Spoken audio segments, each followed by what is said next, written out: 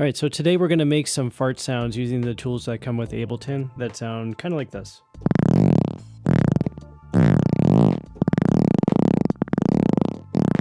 Fun. All right, let's go. So first of all, if you're wondering why you would ever want to do this, it's really always nice to have the option to make your own fart sounds so that you can synthesize them to make them sound exactly the way you want versus having to spend a lot of time having to comb through a sample pack or having to eat a bunch of Tina's burritos and sample your own farts. It's really just a lot easier just to be able to use the tools that come with Ableton to be able to do it yourself. Okay, so I've got a new MIDI track set up here. I just have a Melda oscilloscope and spectrum analyzer set up on the track here just so you can see visually what I'm doing as I start to edit things on the track here. And I've got a limiter at the end just because whenever you're doing any kind of weird sound design, it's good to have a limiter just in case something unexpected happens so that you don't destroy your ears. So I'm going to grab a wavetable instrument there, which by default just sounds like this. This is a basic sound wave. So a sine wave, sorry. So first thing I'm going to do is move this up to a sawtooth wave, which sounds like that, which starts to sound a little bit farty when you play bass notes on your keyboard. It kind of has like a tuba or trombone kind of quality there.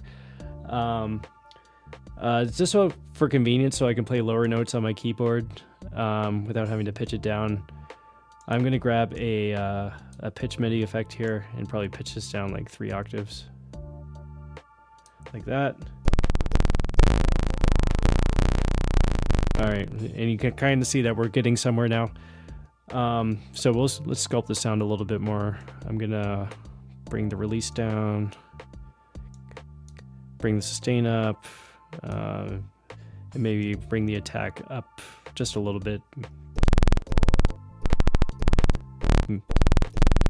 Maybe something like that. And that's good enough for now. And then the next thing I'm gonna do is bring the filter down to about 1.5 kilohertz there, and by default Ableton has like a regular say perfectly clean digital filter set up here, but it has a bunch of other options that are based on hardware emulations,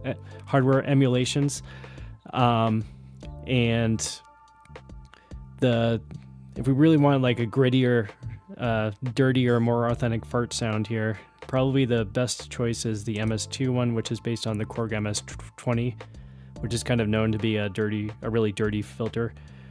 And sounds like that. Then I'm going to bring the resonance up a little bit to, let's say, about 69%. And it starts to sound kind of like that. And we're we're starting to get a bit flatulent here with the sound. All right, let's stop and think about a little bit about what we're listening to here. So normally in a sawtooth wave, if you play this at normal audio rates, you'll see on a spectrum analyzer, you'll see it like a nice series of harmonics here versus frequency. But what we're looking at is actually looks a lot more like white noise because I've pitched this down so far, the oscillator is actually running at basically below audio rate here. So we're not actually hearing the fundamental in this wave. What's actually happening, what we're listening to is whenever this sawtooth wave like transitions over this big discontinuity here in this wave versus time, we're just hearing kind of like this farty click, kind of like like what I've been playing. And basically if you know about Fourier transforms, then a discontinuity in a wave like that in the time domain will just end up looking like kind of like white noise in the frequency domain, kind of like what we're seeing in the spectrum analyzer there, just because what we're playing as the wave is running at such a low frequency.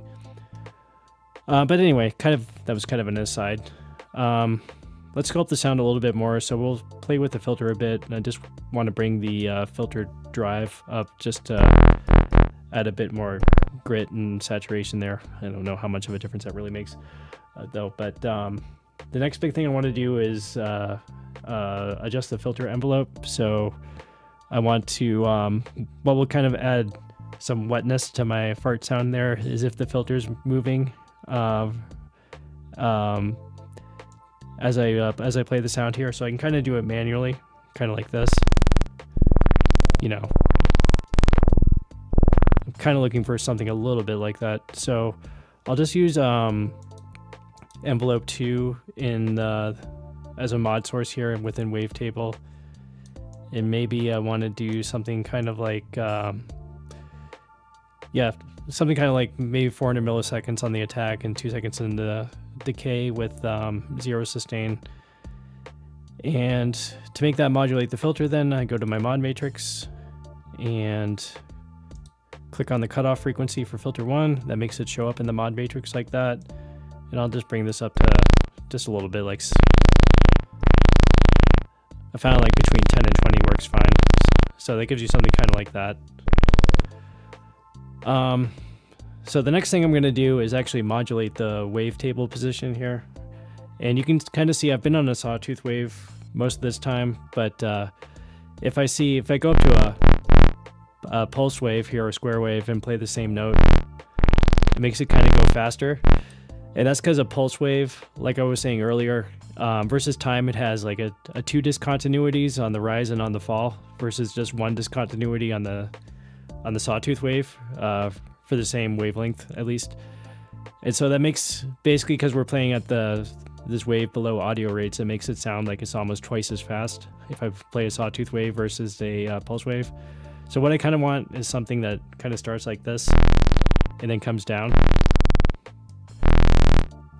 And I can do that basically just by modulating the wavetable position. And that starts to sound like pretty interesting. That's one of the nice features of Wavetable, the way they set it up that way. So I'll go to Envelope 3, and I just want basically no attack, and I had like a 1 second decay here, which seems like it works fine with no sustain. And then I'll go to the mod matrix and set Envelope 3 to modulate Oscillator 1 position by like 40 or something like that. Yeah, there we go.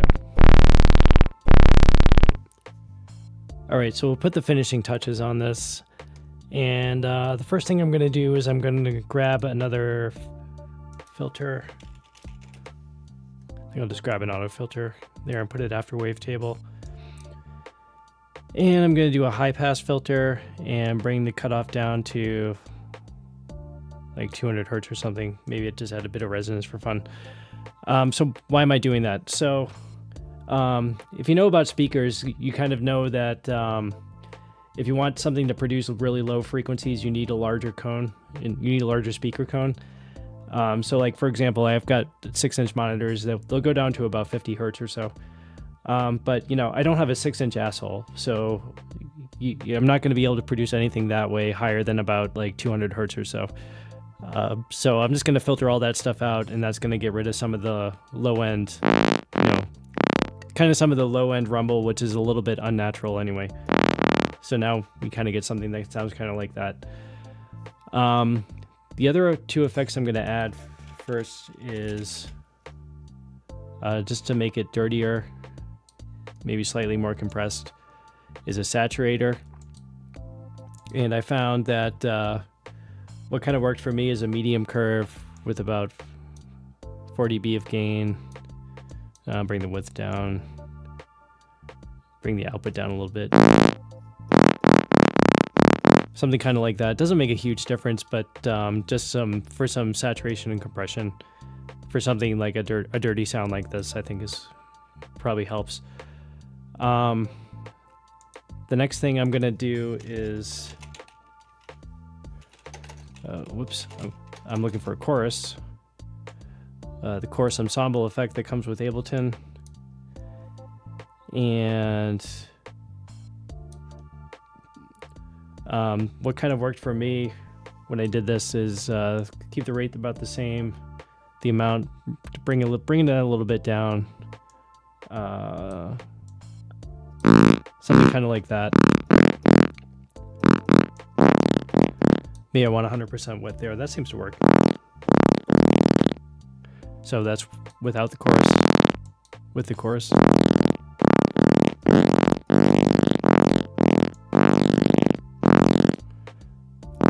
yeah, it just adds a little bit of wetness to the sound, but I don't want to add any stereo width to it because that's just kind of ridiculous. So I'm just going to bring that down.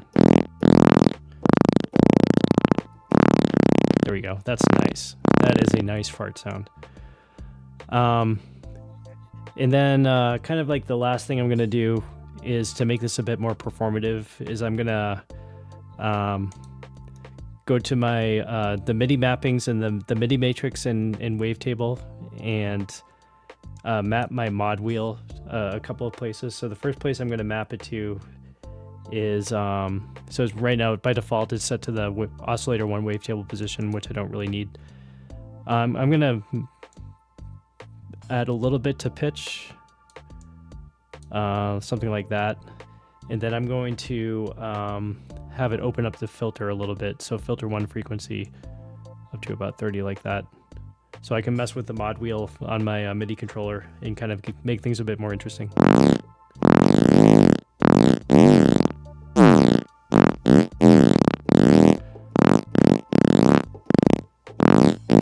This is so stupid. But I could do that all day. All right. That's about it. I mean, that's a good starting point. Sawtooth wave, filter motion, pitch it down, and add just a little bit of chorus and have fun with the mod wheel. And there you go. You got your fart sound.